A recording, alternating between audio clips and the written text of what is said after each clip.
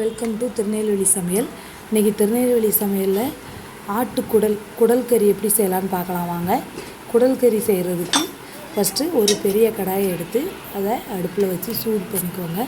லைட்டாக சூடாகட்டும். சூடானதும் ஒரு 3-4 குழிக்கரண்டிக்கு எண்ணெய் ஊற்றிருக்கேன். எண்ணெய் சூடானதும் பட்டை, கிராம்பு, சோம்பு, பிரிஞ்சி இலை, ஸ்டார் பூ எல்லாம் போட்டுக்கோங்க. போட்டுட்டு ஒரு 25-30 சின்ன வெங்காயம் எடுத்து சின்ன வெங்காயத்தை போட்டு நல்லா வதக்கிக்கலாம். நல்ல பொன்னிறமாக வர்ற வரைக்கும் நல்லா வதக்கி எடுத்துக்கோங்க. குடல் கறிக்கு, ஆட்டுக்கறிக்கு, சிக்கனுக்கு எல்லாத்துக்குமே சின்ன வெங்காயம் சேர்க்குறது சூப்பராக இருக்குங்க.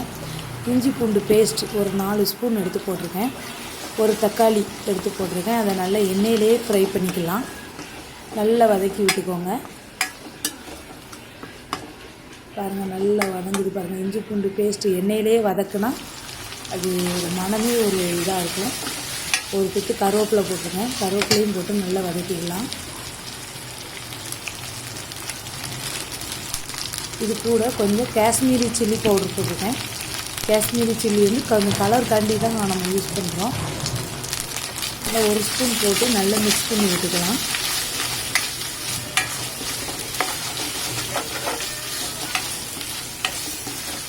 நல்லா வதக்கிக்கோங்க. பாருங்கள், குடல், சிலிப்பி, சிறுகுடல், பெருகுடல் எல்லாமே எடுத்துகிட்டு வந்திருக்காங்க. 1 கிலோ இருக்கும் குடல். அதை நல்லா வாஷ் பண்ணி எடுத்து வச்சுருக்கேன். அதை அப்படியே கொஞ்சம் கொஞ்சமாக சேர்த்துக்கலாம். நல்லா மிக்ஸ் பண்ணி விட்டுக்கலாம். தண்ணி இப்போ சேர்க்கல. ஆல்ரெடி குடல் கறியில் வந்து தண்ணி வரும்.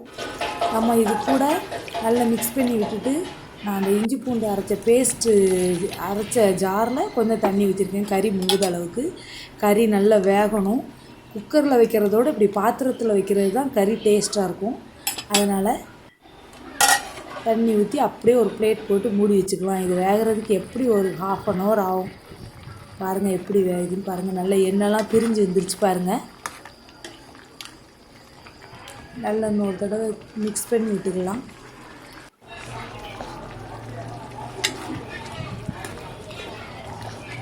நல்லா மிக்ஸ் பண்ணி விட்டுக்கோங்க.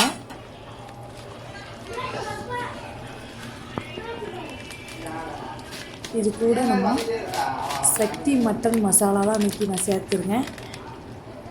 இங்கே பாருங்கள், சக்தி மட்டன் மசாலா தான். உங்களுக்கு காரத்துக்கு எப்படி காரம் சேர்ப்பீங்களோ அதை பொறுத்து மிளகாத்தூள்லாம் சேர்த்துக்கோங்க.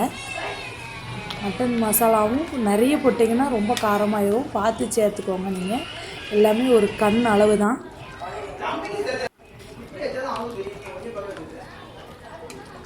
நல்லா மசாலா வாட போகிற வரைக்கும் நல்லா மிக்ஸ் பண்ணி விட்டுக்கோங்க. தேங்காவே போட வேண்டாம். இதே நல்ல கொதித்து வரும்போது நல்லாயிருக்கும். உப்பு போட்டுக்கோங்க. உப்பு போட்டு செக் பண்ணி பார்த்துக்கோங்க உப்பு அளவு எப்படி இருக்குதுன்னு. கறி வெந்துருச்சான்னு பார்த்துக்கோங்க. கடைசி கொத்தமல்லி இலையை தூவி அப்படியே இறக்கி பரிமாறலாம். திருநெல்வேலி சமையலுக்கு லைக் பண்ணுங்கள், ஷேர் பண்ணுங்கள், சப்ஸ்கிரைப் பண்ணுங்கள், கமெண்ட் பண்ணுங்கள்.